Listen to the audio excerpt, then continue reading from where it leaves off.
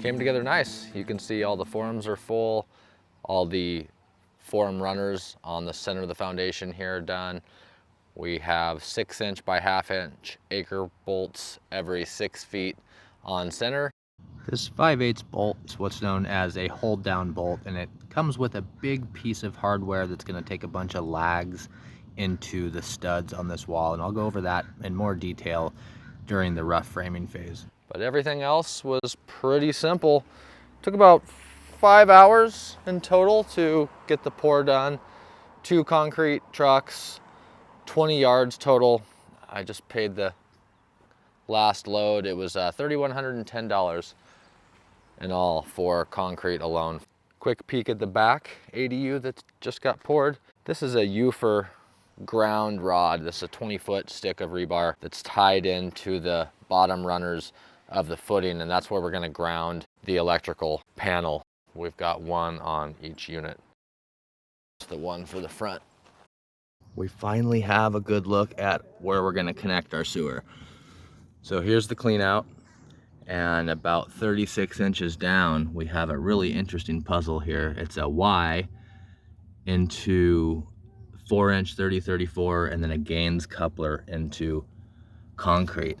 So I've got 2 options. One is to cut in right here and attach to the concrete and leave all this mess in place, but this is a spot for root intrusion.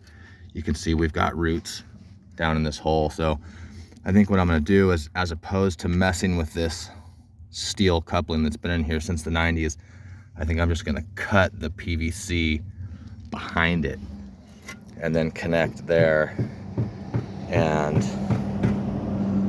go down our ditch to the first ADU and carry on down to the second ADU. Obviously I have to clean this out. I had it all dug, and then we got about 2 days of rain, so we'll have to clean out the ditch and bed it in rock.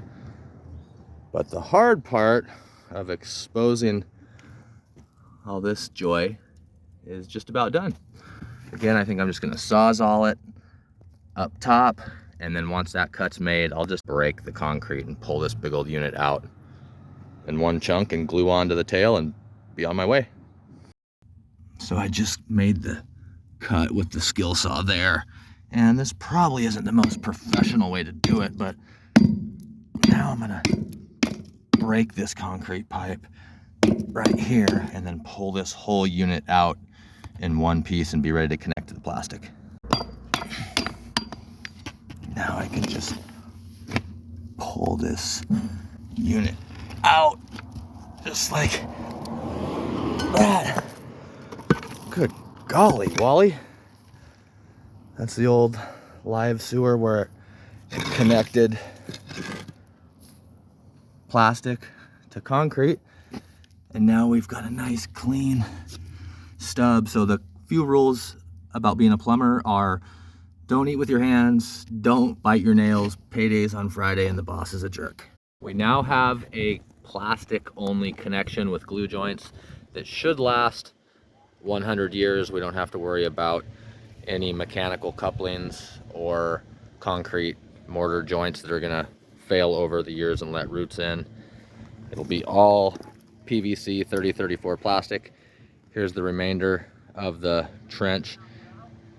I use a bedding, a 3/4 inch minus rock to bed the pipe in. We'll get this laid and call for inspection from the special sewer district. Construction rules. So of course, when you get something out that can't be wet, like the laser behind me, that's right when it starts to rain. So you hear me talk a lot about laying a sewer line on a 2% slope. 2% is a 1/4 inch per foot. And the way we find that is with a grade stick and a laser behind me. So I have our high point set here. And if it's beeping loud, it has to go down a little bit. If it's beeping slow, it has to come up. And if it's one solid line, that's the level spot. So what we're doing is every 4 feet, I'm just making sure that we have that 1 inch of drop. Another way that you can do this is start at your main connection point, find where level is, and then do the math and go to your other spot and use the 1/4 of an inch per foot equation, and then use a string line if you don't have a laser. But that's what we use to get our trench on a nice 2-degree slope. If the angle of the pipe is too steep, the liquids can outrun the solids. And if it's too flat, or if there's a belly in it, the water and waste won't flow very well. So it's important that we have a very slight slope and that it's flat, so our waste and water move down the system really slowly. Gravity sewer has been working for thousands of years. It's pretty simple, but it's harder than you might think to get it on that perfect slope and keep it flat. We over excavate about 4 inches, and then we backfill the trench bed with 3/4 inch minus rock. You can also use decomposed granite or sand. And then we'll set the pipe, run our tracer wire, and then we'll shade the pipe. We'll cover all areas around it until it's inspected. After it's inspected, we're gonna backfill the top 4 inches above the pipe, forming a nice pipe protection zone with this 3/4 minus as well. And then we can cover the rest of the trench with native soil. So we've got the inspector here now, and he's gonna map out the trench. He's checking our depth, he's checking our fall. He's going to confirm that we have proper grade, proper bedding, making sure that there's a tracer wire. He's gonna also map out for their records so they can plot this private lateral on the sewer district mapping service. In case there's issues down the road, they know where it's at.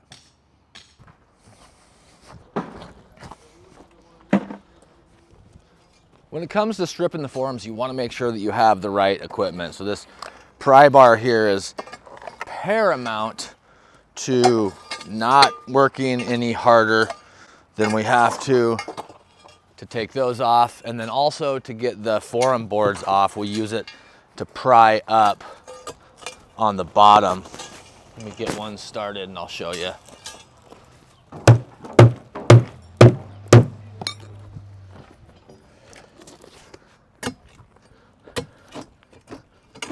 Just like that.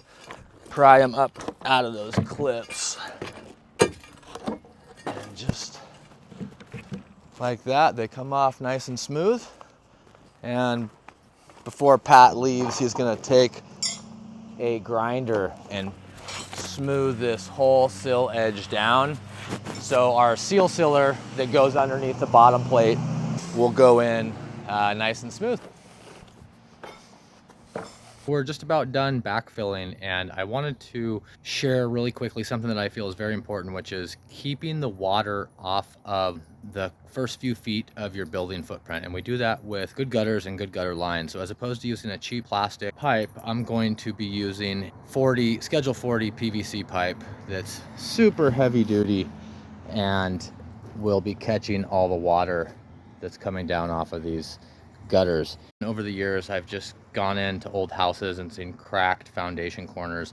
And most of the time it's cister fractures on the corners due to water that hasn't been properly managed as it comes off the roof. So don't cheap out on your gutter drain lines. Again, Schedule 40 PVC is what I'm using here.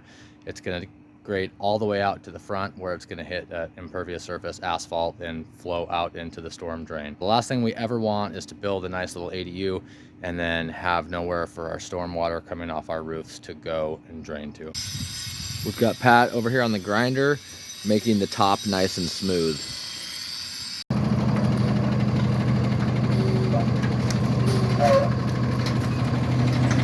Trimming the tree, Steve.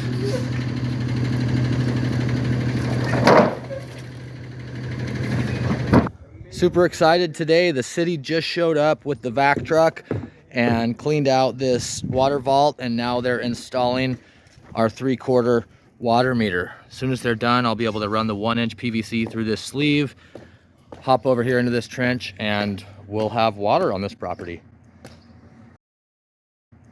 Here's the line that was already inspected, 4-inch, and the transition with transition glue on the PVC to ABS hub, bedded in rock, and over to the building. And then on this side, same thing. Tracer wires in, 3/4 minus bed, And I'm gonna shade it all. We have all the site work done, the water lines in, sewer lines in, everything's been inspected and backfilled, our foundation's finished. The price up to this point, we're at about $50,000. The first 32-ish thousand was upfront costs of development fees and planning fees and whatnot.